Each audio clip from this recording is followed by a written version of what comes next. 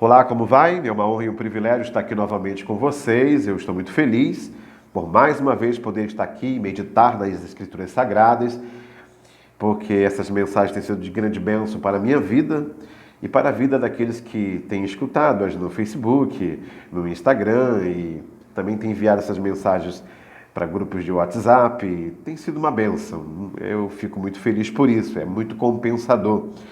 São mensagens muito curtas, não posso fazê-las por mais de 5 minutos. Se chegar a essa quantidade de tempo, eu tenho que fazer em 2 partes. Daí porque as 2 partes, muitas vezes, de uma mensagem que eu faço aqui, né?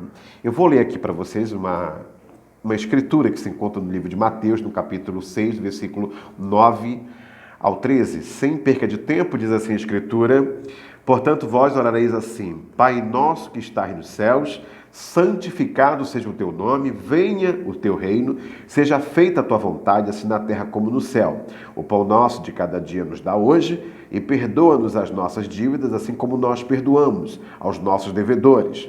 E não nos conduzas à tentação, mas livra-nos do mal, porque teu é o reino e o poder e a glória para sempre. Amém. E eu vou concentrar a minha reflexão no versículo 9, que diz assim: portanto, vós orareis assim: Pai nosso que estás nos céus, santificado seja o teu nome. E aí está o nosso tema: santificado seja o teu nome. Nós queremos fazer, então, 2 perguntas para começar aqui a nossa breve reflexão. E é a seguinte: o que significa santificado seja o teu nome? E como Deus poderá santificar o seu nome?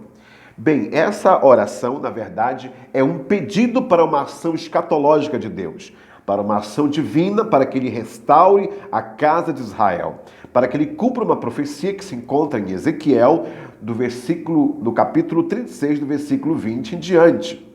Lá há uma profecia que de fato vai mostrar como Deus santifica seu nome e por que ele tem que santificar o seu nome e por que Jesus nos ensina essa oração. Porque há uma casa a ser restaurada, a casa de Israel. No capítulo 10, no versículo 6 de Mateus, quando ele seleciona, quando ele comissiona os seus 12 apóstolos, ele fala desta maneira: e diante as ovelhas perdidas da casa de Israel. Vou repetir, lá ele diz: e diante as ovelhas perdidas da casa de Israel. Isso está em Mateus, no capítulo 10, no versículo 6. Então eles tinham que, primeiramente, antes de tudo, de mais nada, ir à casa de Israel. E aqueles que estavam perdidos da casa de Israel. Logo vocês vão entender o que ele quis dizer com esse versículo e o que também ele quis dizer com santificado seja o teu nome. E como é que ele vai santificar o seu nome? Ora, eu vou ler essa profecia que se encontra em Ezequiel, a partir do verso 20.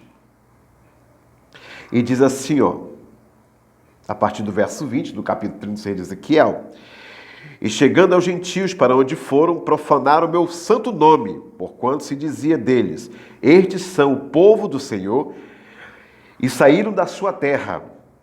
Mas eu os poupei por amor do meu santo nome. E a casa de Israel profanou entre os gentios para onde foi. Dizem, portanto, a casa de Israel: assim diz o Senhor Deus: não é por respeito a vós que eu faço isto, ó casa de Israel, mas pelo meu santo nome que profanaste entre as nações para onde forte. E eu santificarei o meu grande nome, que foi profanado entre os gentios, o qual profanaste no meio deles. E os gentios saberão que eu sou o Senhor, diz o Senhor Deus, quando eu for santificado aos seus olhos. E vos tomarei dentre os gentios, e vos congregarei de todas as terras, e vos trarei para a vossa terra. Aí está uma profecia, e aí já temos aí uma revelação de como Deus vai santificar o seu nome. É restaurando a casa de Israel. É restaurando também a casa de Judá, que eu também vou explicar sobre a casa de Israel e a casa de Judá. A casa de Israel com Judá, com José, e de Israel com Judá. Casa de Judá com Judá, casa de Israel com José do Egito.